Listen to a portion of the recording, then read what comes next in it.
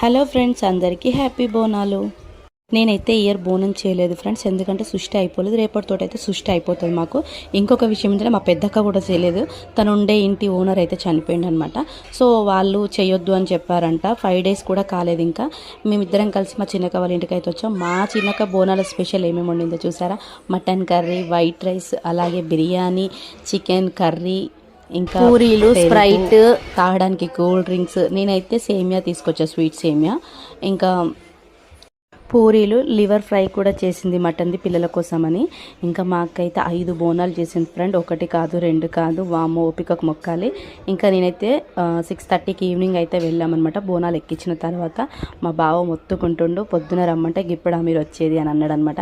పోవుడుతోటే నేనైతే ఫస్ట్ అన్నమే తిన్నా, ఎందుకంటే బిర్యానీ లవర్ని కదా నేను.